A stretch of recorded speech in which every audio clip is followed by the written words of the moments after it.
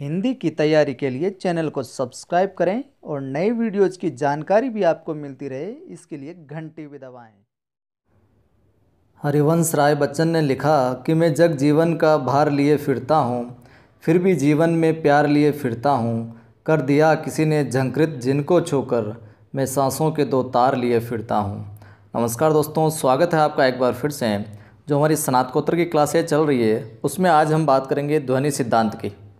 यह first grade हेतु तो महत्वपूर्ण है ही, साथ ही साथ जो नेट की तैयारी कर रहे हैं उनके लिए भी बहुत महत्वपूर्ण।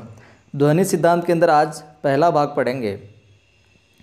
देखते हैं ध्वनि सिद्धांत के प्रवर्तक।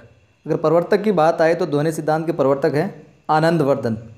और इनके समय की बात आए तो नवम सती।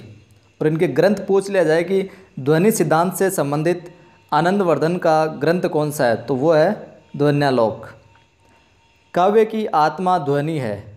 आनंदवर्धन ने काव्य की आत्मा किसको माना है? ध्वनि को माना है। और ये भी पूछा जा सकता है कि ध्वनि सिद्धांत से पूर्व कौन से सिद्धांत आए या कौन से सिद्धांतों का आविर्भाव हुआ, और ध्वनि सिद्धांत के जो प्रवर्ती सिद्धांत कौन से रहे। तो इनका भी कालक्रम देख लीजिए आप। तो ध्वनि पूर्ववर्ती जो सिद्धांत है उनमें रस, अलंकार और रीति, ये सिद्धांत है ध्वनि पूर्ववर्ती सिद्धांत।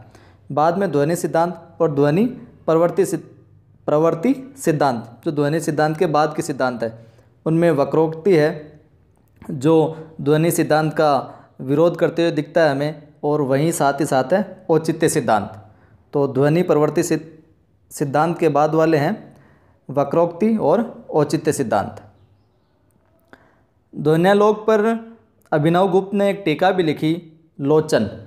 टीका का नाम है लोचन, और कई जगह इस टीका का नाम ध्वन्यालोक लोचन टीका भी मिलता है। और ये किसके द्वारा लिखी हुई है? अभिनव गुप्त के द्वारा। तो ये दोनों नाम ध्यान रखें आप। अगर ध्वनि सिद्धांत के आधार की बात करें तो इसका जो आधार है वो व्याकरण का स्फोट सिद्धांत एवं व्यंजनाशक्ति है। पूछा जा सकता है ध्वनि सिद्धांत का आधार है, तो वहाँ पर आपको करना है व्याकरण का स्फोट सिद्धांत एवं व्यंजनाशक्ति। अगर ध्वनि सिद्धांत को हम कुछ और विस्तृत रूप से आगे देखें तो काव्य शास्त्र के अंदर जो ध्वनि शब्द है इसका प्रयोग भिन्न भिन्न अर्थ में मिलता है। इनको विशेष तौर से ध्यान रखिएगा। व्यंजना शब्द शक्ति के रूप में, व्यंजक शब्द के रूप में, व्यंजक अर्थ के रूप में, व्यंग्यार्थ प्रधान काव्य के रूप में और व्यंग्यार्थ के रूप में। तो काव्य शास्त्र के अंदर ध्वनि शब्द का प्रयोग लगभग 5 प्रकार से मिलता है, जिनमें पहला व्यंजना शब्द शक्ति रूप में, व्यंजक शब्द, व्यंजक अर्थ में, व्यंग्यार्थक प्रधान काव्य और व्यंग्यार्थ रूप में। इन 5 प्रकार से मिलता है। आनंदवर्धन कहते हैं ध्वनि के संबंध में कि जब शब्द और अर्थ अपने अभिप्राय को गौण करके, जब शब्द और अर्थ अपने अभिप्राय को गौण करके किसी विशेष अर्थ को व्यक्त करते हैं, यानी कि व्यंग्य अर्थ को प्रकट करते हैं ना, वहाँ ध्वनि होती है और वही ध्वनि काव्य है।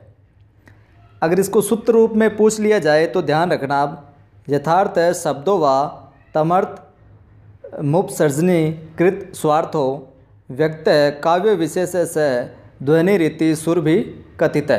तो ये सूत्र रूप में पूछ लिया जाए, किसका सूत्र है, किसका कथन है, तो आनंदवर्धन का। और आगे हम बात करें, आनंदवर्धन ने ध्वनि के तारतम्य के आधार पर, ध्वनि से जुड़ी हुई बात के आधार पर काव्य के 3 भेद बताए हैं। ये ध्यान रखिएगा, मम्मट ने अलग बताए हैं और आनंदवर्धन ने 3 भेद अलग बताए हैं। मम्मट के आगे देखते हैं, पहले हम देख लें आनंदवर्धन के। आनंदवर्धन ने काव्य का जो पहला भेद बताया वो है ध्वनि काव्य, यानी कि वाच्यार्थ की अपेक्षा व्यंग्यार्थ का उत्कर्ष। वाच्यार्थ की अपेक्षा व्यंग्यार्थ का उत्कर्ष मिलता है ध्वनि काव्य में, जो प्रथम भेद है। दूसरा भेद है गुणीभूत व्यंग्य काव्य। गुणीभूत व्यंग्य काव्य, यहाँ पर क्या होता है, वाच्यार्थ प्रधान होता है और व्यंग्यार्थ जो गौण होता है। ठीक है। और तीसरा इन्होंने बताया है चित्र काव्य। चित्र काव्य में जहाँ व्यंग्यार्थ अस्फुट रूप में विद्यमान होता है, यानी कि व्यंग्यार्थ का अत्यंत अभाव होता है, व्यंग्यार्थ का अत्यंत अभाव मिलता है चित्र काव्य के अंदर।